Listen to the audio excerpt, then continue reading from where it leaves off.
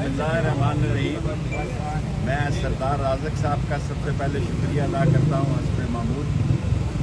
और ये कोई तकरीबन 150 मुलज़म आरे बाज़ार के, जिसमें मैं भी, हालांकि मैं यहाँ मौजूद नहीं था और कोई मेरे ख़िलाफ़ शहादत भी नहीं।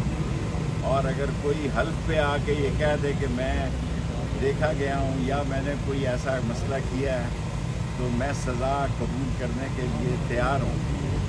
असल सज़ा कौम को मिल रही है और मैं कई बार, हर बार जनरल आसम साहब से, चीफ ऑफ आर्मी स्टाफ से दरख्वास्त करता हूँ कि खुदा और रसूल के वास्ते बेगुनाह लोगों को माफ़ कर दें। बहुत गरीब लोग हैं, हमें सियासी लोगों को ट्रायल करें। आप बेशक जिनका सियासत से तल्लक है उनको ट्रायल करें। जो बेचारे बेगुनाह अपनी दिहाड़ी छोड़ कर आते हैं, जो पुलिस ने हाज़िरी पूरी करने के लिए, नंबर पूरे करने के लिए लोगों पे इंदराज किए हैं, उन सबको आप आम माफ़ी का ऐलान करें। बाकी तो जो हालात हैं आप सब के भी वही हैं जो मेरे हैं। सारी कौम महंगाई के जिस जंगल में जकड़ी गई है और वो बाहर के दौरों पर हैं, और दौरे भी ऐसे हैं, कोई हकीके की दावत देना तो शहबाज शरीफ चला जाता है।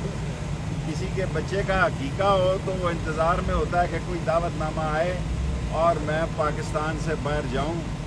IMF आया हुआ है, IMF ने क्या कहर डालना है, क्या जुल्म डालना है, क्या और इस कौम का इम्तहान लेना है, ये आने वाले दिनों में पता चल जाएगा। और मेरे नज़दीक दो ही बातें हैं, एक मैं आम माफ़ी चाहता हूँ, महंगाई का ख़ात्मा चाहता हूँ और गरीब के लिए रियायत चाहता हूँ, बेगुनाह लोगों की माफ़ी चाहता हूँ। मेरा यही एजेंडा है।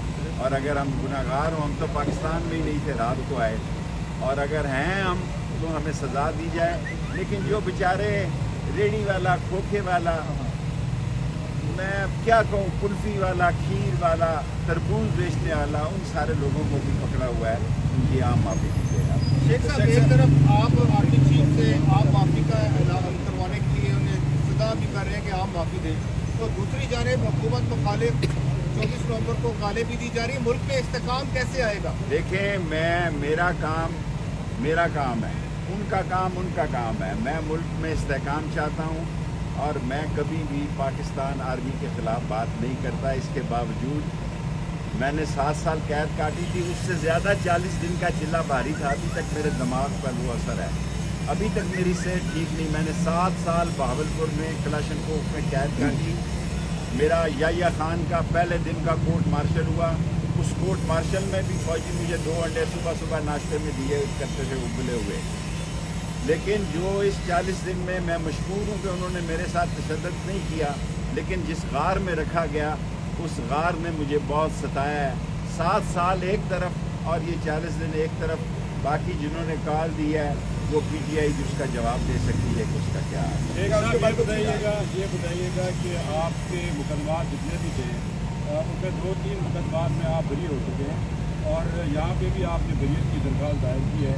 ऐसा लगता है कि पिंडी से आपके ताल्लुकात इस्तवार होना शुरू हो। ख्वाहिश तो मेरी है कि मेरे ताल्लुकात बेहतर हों, लेकिन किसी ने मुझसे रब्ता नहीं किया। ये पहली मरतबा है कि उनको मेरी ज़रूरत नहीं है और मैं बेकदरा, बेइज्जत, मैं नस्ली और असली हूँ। मेरे साथ सिर्फ एक शख्स की दोस्ती है, IK की, उसके साथ मैं खड़ा था, खड़ा हूँ। बाकी पार्टी के साथ मेरा 24 नवंबर का मेरा कोई ताल्लुक नहीं।